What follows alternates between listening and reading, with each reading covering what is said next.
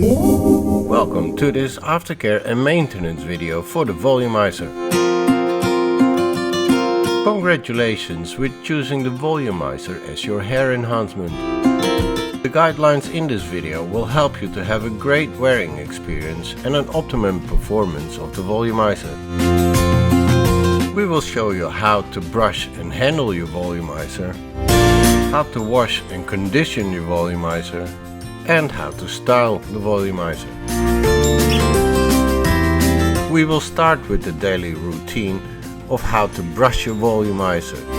Brushing the Volumizer is by far the most important part of the maintenance.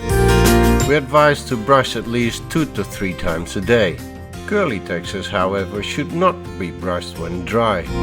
We advise to brush those textures only before washing and when they are wet. The most important maintenance tool that we have is the brush. We recommend to use the special brush, which has carefully chosen rigid plastic pins with a protective tip and bristle hairs. This combination detangles the hair, smoothens and polishes the hair, and retightens the Volumizer every time you use the brush. Any of your natural hair that is going back under the net is being pulled out by the brush. This in effect tightens the Volumizer back to the scalp and prevents matting underneath the net of the natural hair. And here are some examples of brushes that are not suitable for the daily maintenance of your Volumizer. The so-called loop brushes and hair extension brushes with only plastic or steel pins or loops. Regardless of what their appearance or name may imply, they are not suitable for your Volumizer.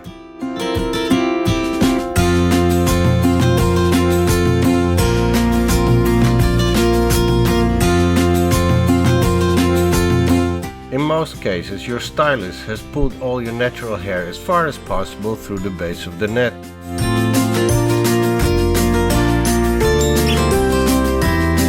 By using the brush, you'll pull out all the natural hair from out the hole, and it blends perfectly with the Volumizer. Another important thing to know is that the Volumizers are made with Remy human hair. Remy hair means that the cuticle layer is intact and that they're all lined up in the same direction. Hair pointing in the opposite direction can cause matting because the cuticle layers will grab in one another. In other words, reversed hairs will cause matting in the Volumizer. That's why it's important to brush your hair at least 2 to 3 times a day and to follow the guidelines given in this video. The following instructions are about washing your hair with the Volumizer. Never wash your hair upside down or in a sink. Use a reputable shampoo that doesn't contain any sulfates and oil products. Equally important is never to use any volumizing products. Volumizing products can cause severe matting. Before washing your Volumizer, brush out any tangles that you may have. Always support the Volumizer with one hand while brushing with the other. Support it on the opposite side of where you brush. Try to use the full surface of the brush and not only the tip.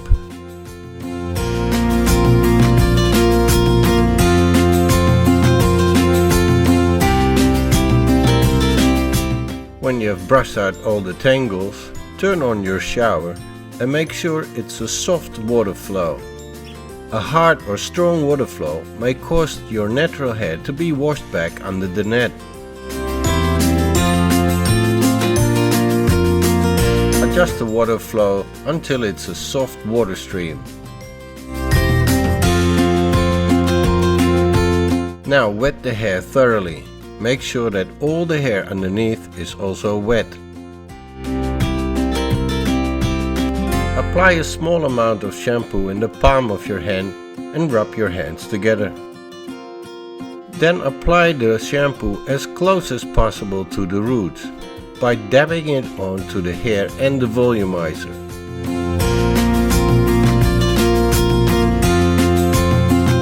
Never rub the hair or wash it wildly. Do not drag your fingers through the volumizer hair. Just rest the tip of your fingers on top of your head and make soft circular motions to penetrate the shampoo through the hair. In many cases, the shampoo doesn't foam or doesn't foam enough the first time. Do not add more shampoo.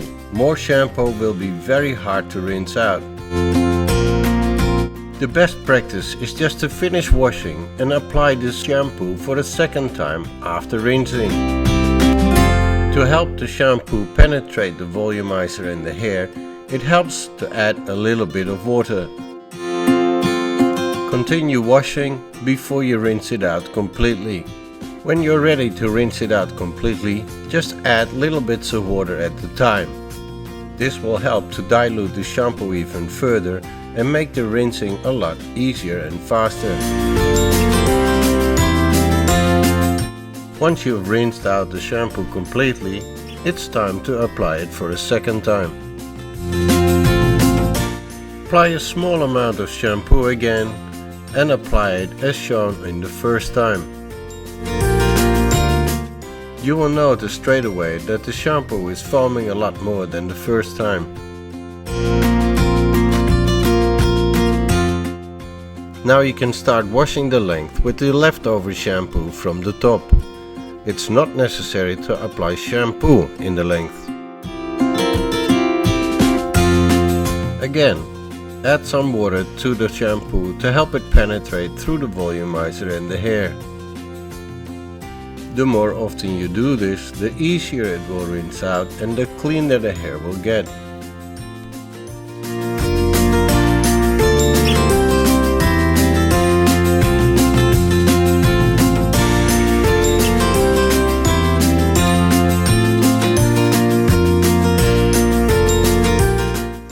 Keep repeating the rinsing until you feel or hear no soap bubbles in the hair anymore. Only then it's clean. Now you can start applying the conditioner to the hair. Important with conditioners is that you should never add them to the scalp. Never add them on the top of the volumizer. This will be very hard to rinse out and could cause that the hair will have a residue underneath the net.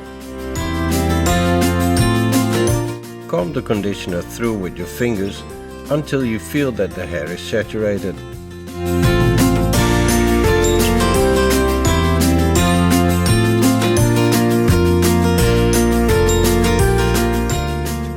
Rinse the conditioner out thoroughly. You do not want to have any residue underneath the net. Residue underneath the net can cause irritation. When you're finished rinsing the conditioner, blot dry the hair with a towel. Avoid rubbing with the towel. Squeeze dry the lengths with the towel until all excess moisture has been removed.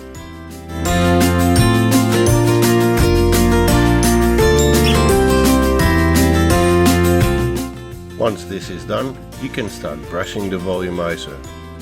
Important is that you start brushing the volumizer from the ends upwards. While brushing, support the volumizer with one hand and brush with the other.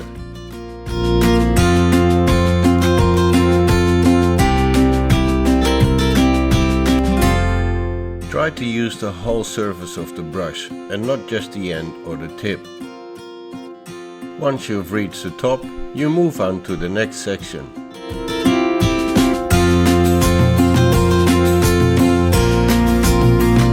It is important to support your volumizer while brushing. It will prevent that you put too much strain on the connection point, which can cause breakage.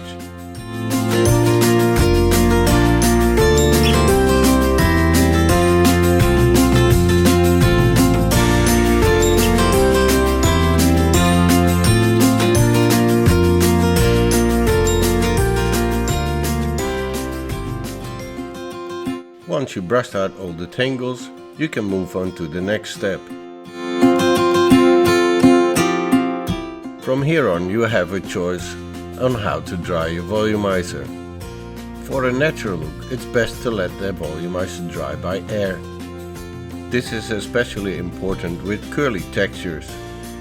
For maximum curl effect, add a diffuser to a hair dryer.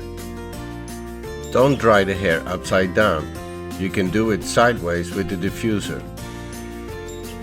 Styling your volumizer can usually be done with the most common tools.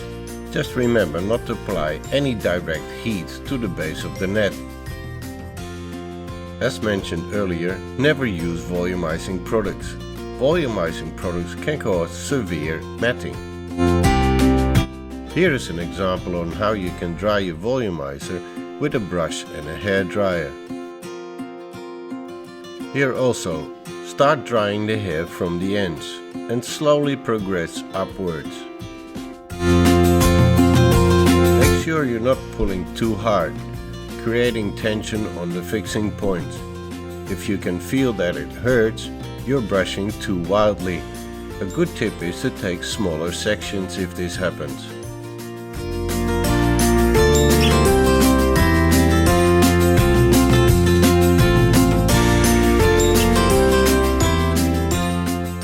Your hairdryer should be set to a medium heat. Just keep repeating to brush with the hairdryer until the ends are dry. Once the ends are dry, you can slowly progress upwards. Once you reach the top, you can dry the volumizer by brushing it and following it with the hairdryer. Just brush gently and follow with the hairdryer until everything is dry. You can also use a diffuser on the hairdryer to dry the top. The soft airflow will prevent the hair being blown back under the net. Take your time to dry it thoroughly. This process cannot be rushed or done quickly.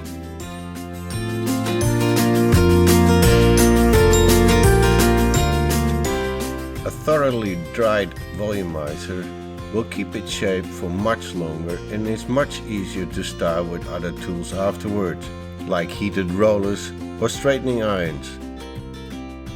Thank you for watching this maintenance video for the Volumizer, and we hope it will contribute to a great wearing experience.